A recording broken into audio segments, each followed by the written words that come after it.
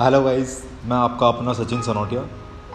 प्रार्थना करता हूँ कि आप सभी सुरक्षित होंगे, अपनों के साथ होंगे। Stay home, stay safe. मन में एक विचार आया कि अगर मैं कोरोना होता तो इस देश से कभी बाहर जाने की सोचता ही नहीं। विचार किस लिए आया वो मैं आज आपको बताता हूँ। वीडियो को अंत तक देखना। मेरे कुछ सवाल हैं, जवाब आप लोगों को देना है। स्टार्टिंग से देखते हैं।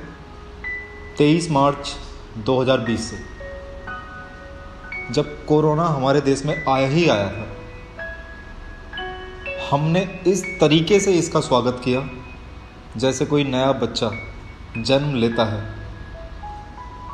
हमारे शास्त्रों में लिखा हुआ है कि जब बच्चा होता है तो थाली और परात पीटी जाती है। हमारे देश के राजा ने खुद बोल के इस कोरोना जैसी महामारी का स्वागत एक बच्चे की तरह कराया। थालियां बजवाई और उन्होंने कहा कि अब लाइटें जलाओ, दिए जलाओ। बताया जाता है कि शास्त्रों में जब रामचंद्र जी लंका से जीत कर वापस आए थे तब दिए जलाए गए थे। और मेरे जैसे कोरोना का, अगर मैं खुद को कोरोना कहूँ और इस तरीके से स्वागत किया जाए तो जाने का मतलब बनता ही नहीं है, क्योंकि स्वागत ही इतना जोर शोर से हुआ। अब मैं बात करता हूँ अपने अंधभक्त कहूँ उन्हें, या अपना जन कहूँ, देश के वासी कहूँ, जो वोटिंग करते हैं। इनफैक्ट मैं भी करता हूँ। जो वोटिंग करते हैं उन्हें कम से कम ये सोचना चाहिए था कि एक चाय बनाने वाला इंसान, जिसको हमेशा से आदत रही है लोगों को लाइन में लगाने की, वो तुम्हें कैसे बख्श देगा? उसे लाइन में लगाने की आदत है, तुम्हें लाइन में लगाता आ रहा है जुमलों के साथ, झूठे जुमले।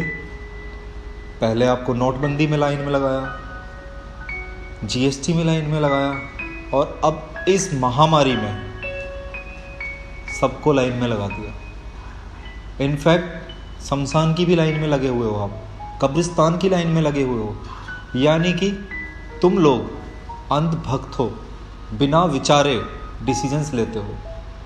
इससे अनएजुकेटेड कहूँ या एजुकेटेड कहूँ, जो बंदा खुद सबको बोल रहा है कि मास्क लगाओ, मास्क लगाओ, मास्क लगाओ, वो बंदा खुद बिना मास्क के घूम रहा है। क्या है उसका विचार?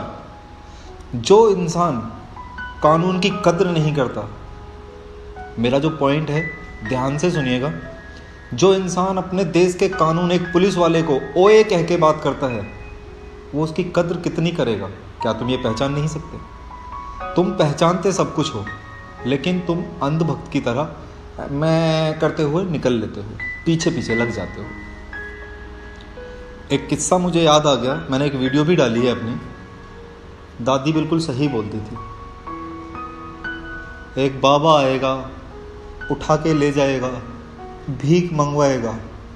हाल तो कुछ ऐसे ही हैं देश के। शायद नौबत भीख मांगने पे ही आ जाएगी। और झूठे जुमलों की बात करी जाए तो पिछले 7 सालों में सिर्फ झूठ ही झूठ है, और उसके बाद भी तुम लोग मानते हो कि तुम सच की जीत में जीत जाओगे। जिस देश में एक अनाउंसमेंट हो रही है कि मैं टिकट फ्री कर दूंगा, इस तरीके से बोल के आपसे वोट ली जा रही है। अरे जहाँ पर तुम्हारी सरकार है वहाँ पे तो टिकट फ्री कर दो। लोग अपने घर जाने के लिए तरस रहे हैं। इस कोविड की सिचुएशन में लोग अपने घर नहीं जा पा रहे हैं क्योंकि उनके पास किराया नहीं है, और दूसरी जगह वहीं तुमसे वो वोट मांग रहा है कि मैं किराया फ्री कर दूंगा, तुम्हारी परीक्षा फ्री कर दूंगा। अरे तुम नोटिस करो, उसने कितनी परीक्षा तुम्हारी फ्री की है, वो नहीं कर सकता। जो इंसान तुमसे कह रहा है कि मैं तुम्हारी फीस माफ़ करवा दूंगा, अभी इस बुरे वक्त में क्या उसने तुम्हारी फीस माफ़ करा दी? ऑनलाइन के नाम पे लोग तुमसे फीस ले रहे हैं। बच्चे फ़ोन पे ऑनलाइन पढ़ने के हिसाब से अगर मैं नोटिस करूं तो बच्चे सिर्फ फ़ोन पे गलत दायरे में जा रहे हैं, गलत डायरेक्शन में जा रहे हैं। वो पढ़ नहीं रहे हैं, वो गलत डायरेक्शन में जा रहे हैं। हमारा देश कहता है जय जवान जय किसान। जवान और किसान दोनों बॉर्डर पे लेटे हुए हैं, और जो बच गई है यूथ वो रील बनाने में लगी हुई है। इत्तेफाक ये नहीं कि हमने सरकार ऐसी चुनी, इत्तेफाक सिर्फ ये है कि हम लोग आज भी सुधरने को तैयार नहीं हैं। आप नोटिस कीजिए, जब जब लॉकडाउन लगा है तब तब एक दिन पहले ठेके पर शराब की दुकानों पर इतनी लंबी लाइन होती है कि उस लाइन के अगर 1 रुपए के हिसाब से निकाला जाए तो पूरे देश की गरीबी खत्म हो जाएगी। उस लाइन से सिर्फ एक बंदे से 1 रुपया लेना है, लेकिन नहीं, वो जनहित में नहीं जाएगा, वो ठेके पर ही जाएगा। मेरी आप सबसे रिक्वेस्ट है, अब की बार योगी को आपने बना दिया, बाबाओं को आपने मंत्री बना दिया, अनपढ़ लोगों को आपने मंत्री बना दिया। एक रिक्वेस्ट और भी है, इस बार किसी शराबी को बना दो यार, हो सकता है तुम्हारे देश को सुधार दे।